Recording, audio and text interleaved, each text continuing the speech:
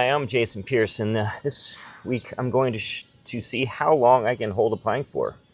I've been asked this a couple of times recently, and I honestly don't know. I know I can do more than 3 minutes. I think I'm going to shoot for 5, see what happens. And as usual, the biggest problem with this is not the hold itself. For me, it's the fact that it's incredibly boring. So what I've done here is I've rigged up my iPad as a monitor so I can see and make sure my form is good. I don't want any sagging. I don't want any arching. I want this straight line right here. And I'm just going to hang out for a while and see what happens. So planks, and there's two ways to do a plank. You can do it on your hands like I'm doing, or you can do it on your elbows. They work slightly different parts of the abs. I think when you're on your elbows, you're targeting a little bit more of the lower abs. Generally speaking, it's easier to do it on your elbows because you don't need as much strength in your upper body and your wrists. I personally find it painful to do it on my elbows. My elbows are way more sensitive than my hands are. So I just prefer to do it this way. When I'm just doing a plank, not for time like this, I would actually extend my hands farther forward to make it harder. But since this one is actually for something, I'm going to just stay in as close to a regular plank as I can. The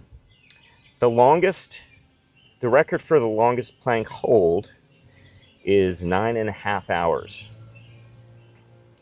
I am not going to try to beat that. I think the record that was broken was 8 something, like 8:15, and recently someone did for 9.5. That's insane. Another advantage of using your hands like this is that you can roll your shoulder blades up.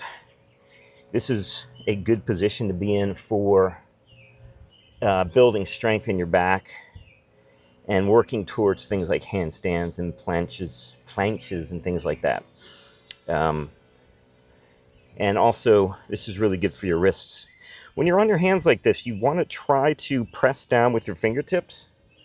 So you can see I'm wiggling them to keep the focus out of your wrist as much as possible, so that it's spreading across your whole hand. Again, this is something that comes in handy when you do handstands, if you ever work towards that. All right, we are over the 3-minute mark, or around the 3-minute mark, and so far so good.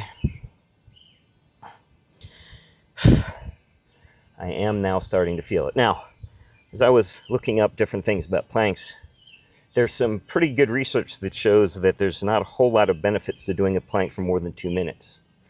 So the only reason really to do it is just to see if you can do it, or to set the world record or whatever. You don't get any more benefit out of holding it for more than 2 minutes. Now, the reason they say that mainly is because people's form starts slipping. So if you can hold a good plank for over that time, then there is some benefit there.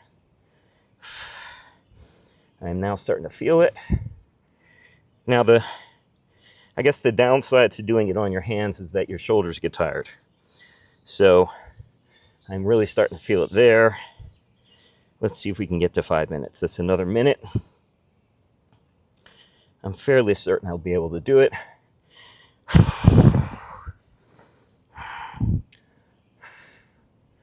Mind over matter, etc., etc.